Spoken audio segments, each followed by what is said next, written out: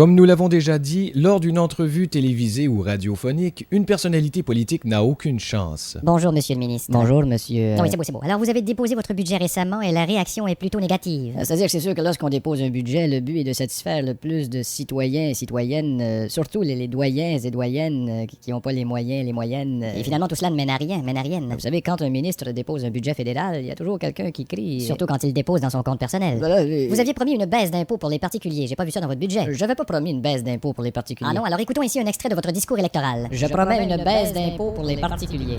Ouais, mais ça, Vous aviez également promis de régler le cas des hôpitaux. Ainsi, dans votre budget... J'avais pas promis de régler le cas des hôpitaux. Ah non, voici un autre extrait de votre discours électoral. Je promets de régler le cas des hôpitaux. Eh bien, Et vous êtes accusé de 4 fraudes. Non, je suis pas accusé de 4 fraudes. Il s'agit bien de 4 fraudes. 4. On écoute un extrait de votre discours électoral. 4 fraudes. Pas 2, pas 3, là. 4. Et en plus, vous êtes soupçonné de coûter particulièrement cher à l'État. Vous affectionnez les hôtels 5 étoiles dispendieux. Non, faut pas exagérer, là. Ce sont des hôtels 4 étoiles, 9 pendieux. Alors finalement, dans ce budget-là, c'est qui est pénalisé? Personne n'est pénalisé. Eh oui, dites-le, c'est qui est pénalisé? Mais personne n'est pénalisé dans ce... On écoute un extrait. La pénalité au Nordique au numéro 19, Joe Sekik. Vous voyez bien, c'est qui est pénalisé? Maudit c'est kick. Juste avant votre budget, vous avez déclaré à la presse, et je vous cite, « Ce budget a pour but de favoriser les moyens nantis, et non les classes industrielles. Nous nous mettons du côté de la classe moyenne. » Oui, mais là, vous avez un peu déformé mes propos. Et lorsque vous parlez des revenus annuels de la Régie des loteries, vos chiffres sont faux. Pas du tout. Absolument qu'ils sont faux. Pas du Nous tout. en avons un extrait, écoutez bien. 3, 3, 9, 7, 16, 11, 12, 14, 8, 7, 6, 5, 2. Vous voyez bien que vos chiffres sont faux. On chante pas tout comme Nana Mouskouri. On fait une courte pause. Chaque voiture que nous fabriquons est rigoureusement mise à l'épreuve.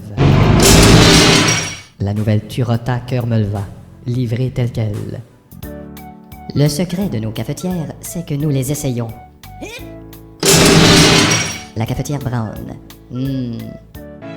Si les experts de la Superbanque régionale sont si qualifiés, c'est que pour travailler chez nous, ils ont dû passer de rigoureux tests.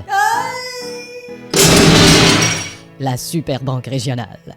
Alors nous sommes de retour, monsieur le ministre. Oui. Un journaliste a mis la main sur une facture selon laquelle vous avez nolisé un avion pour faire transporter vos affaires personnelles de Sept-Îles à Ottawa lors de votre entrée au pouvoir. Bon, alors Voilà une facture assez élevée à faire payer à l'État juste pour faire voyager vos affaires. Ben, c'est un voyage d'affaires. Et votre femme aussi coûte cher à l'État. Ben voyons. On sait que sa garde-robe est garnie de grands couturiers. Il n'y a pas de couturier dans sa garde-robe. Quand on vient travailler, des fois, il y a un laitier, mais pas d'autre chose que ça. Et le fameux cas de cet homme qui ne parvient pas à avoir de soins à l'hôpital, y avez-vous seulement songé? Bon, on a son cas sur le bureau. Vous n'avez pas songé. Ben là, on a son cas, on n'a pas songé, pas pour avoir toutes ces lettres en même temps. Vous détournez la question, monsieur le ministre.